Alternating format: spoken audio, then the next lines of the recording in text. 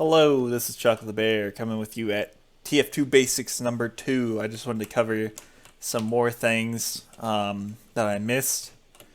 I missed a bit, so this video is kind of important still. It's just other things. So starting off first, I want to say Tf2 is a explosive based game. Two of the main classes, Soldier and Demo, have explosive based damage. So knowing everything that there is to know about them is pretty important. So first things first, if you are behind cover, explosives deal no damage. So this was actually something that was patched out of CSGO, but something that was never implemented into TF2. And one of the reasons it was never implemented into TF2 was because if you're behind a pole or something, you need to be able to take cover. It can be a little bit stupid at times, like say I'm behind like this box, like barely, I don't know, especially this like staircase, you know. These stairs, actually not these stairs, but stairs that are clipped like regular stairs and not ramps. They'll each separate step will like catch an explosive. And other things that aren't properly clipped, like say this vent, you can't take explosive damage if an explosive hits this vent. So just something important to know. If you're playing against a soldier or something, you can take even this bit of cover and it will help. Another thing, mobility. It's very important to try to take control of the high ground. High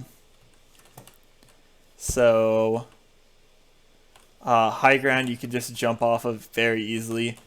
The higher up you are, the easier it is to move. Another thing is the soldier class will be firing pretty much at your feet to try to deal the explosive damage next to you. Demo also, it's easier if he could just land a sticky next to you instead. But if he, or like if a soldier can't see the ground that you're standing on, he's going to be trying to hit you directly with the rocket, and then you can just sidestep it. Or he might just not shoot at you at all. Maybe he'll fire at the wall behind you. But if he can't see the floor that you're standing on, he's not going to be able to deal damage. And especially on points like this one, the middle of this goalie wash, the high ground is super important. Because when I'm up here, if there's any soldier that's like down here, if they're fighting me from their main point, they're not going to be able to hit me. And maybe the scouts will be able to pester me off. I bet a demo could spam me off. But soldiers aren't going to have their main way to fight. And that's just one class down. That's a pretty big thing. Next thing, mobility costs things in TF2. There are a lot of ways to move quickly in TF2. Almost every class has a way. Demo has sticky jumping. Soldier has rocket jumping. But both of those cost health. If you're using like gloves of running urgently on heavy, then your health is drained as you run. Babyface blaster, you have to start off slow. Mobility is a pretty huge thing in TF2, but it comes at a price. That's why the scout class is so big, just because you always have free mobility. Just like being the fastest in the game is pretty big. You can just hunt anyone down. Like if I'm a demo for say and I'm being hunted by a scout, he's chasing me because I'm at low health, so sticky jumping isn't going to be really an option for me. So, like, mobility also costs ammo for demo and soldier. Like, it's a big thing to be able to move quickly. So moving efficiently is also a big thing, but yeah. Next thing, single shot weapons. every single class in the game, except with the exception of heavy and pyro, has a single shot primary. And the medic, although he has syringe gun as the primary, the Crusader's crossbow is far superior. So what I mean by single shot weapons is it fires slowly. Most classes have shotguns. Soldier and demo have their sticky bombs and grenades. Sniper has a sniper rifle and Spy has a revolver. So yeah, a lot of weapons are just single shot weapons. It's a very hit or miss kind of game. And playing around these weapons just kind of important. So yeah, it's like you hit one shot and maybe the enemy is forced to retreat off that, but if you can't hit them with the rest, nothing's gonna end up happening. Next thing, this is a source game, and just like TF2, cover works where you fire. I believe I'm not sure about projectile classes, but I know Heavy, for instance, will be shooting out of his face. And why this is useful is if you're taking cover, if you're crouched behind an object that's just as tall as your head, maybe you're playing near a ramp or something, so you can always get that angle. Say you're right here, I can barely see over this, but my bullets all go through this. My gun, it looks like it's hitting this ramp. It really does look like I'm firing at this ramp, but I'm firing right over it.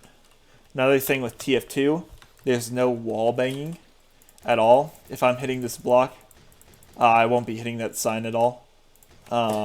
Different from CSGO, but the difference is you can shoot through any crack.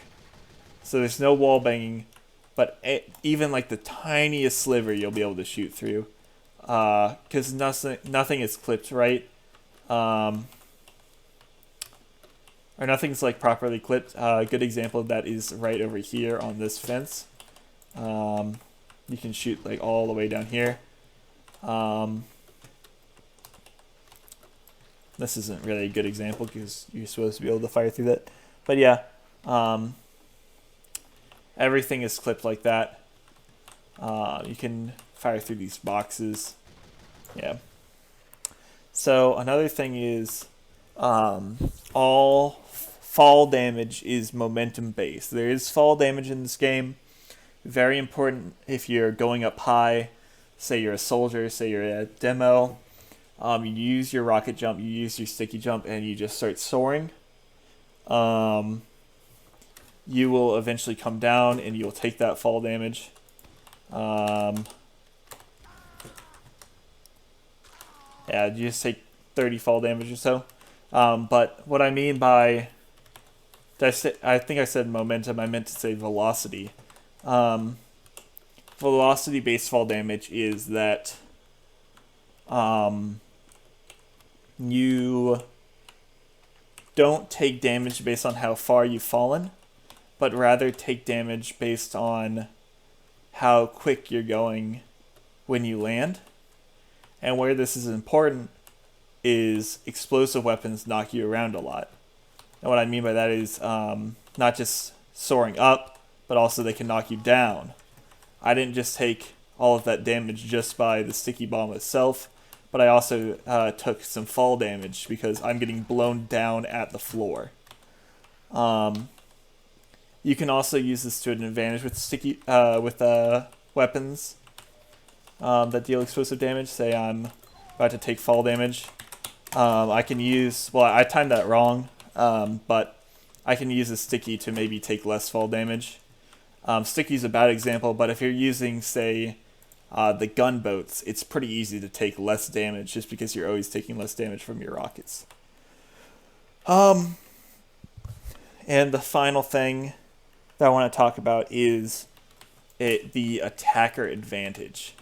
So in this game, attackers will always win because respawns exist.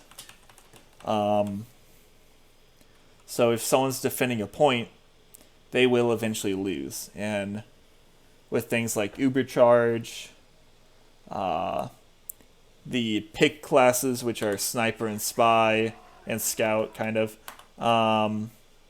you can instantly kill someone and disrupt a whole defense. Even though the defenders will have an advantage, maybe they'll have stickies here, maybe they'll have a sentry over there, they can have full Uber charge. If they aren't trying to attack and get this next point out of my hands, the attacking team will always win. Because no matter how many times we fail, we'll just get up and do it. And this is an interesting note on 5CP. The reason 5CP is a go-to competitive game is because both teams are attacking, but in game modes like payload or just regular control points where one team is defending and one team is attacking, the attacking team should theoretically always win. And you'll see, if you ever watch any VODs of Highlander, you can see that the attacking team does always win, which is why they swap sides so that both teams can play the attacking team and just see who does better. So it's important in 5CP that you always have a plan of when you can push out, when it's safe to attack, and when you just won't lose the final point to like something like a back cap. Alright, so that's everything for part 2 of my Tf2 tutorial basics. Next up, I'll be talking about the classes. So stay tuned for that. Thanks for watching.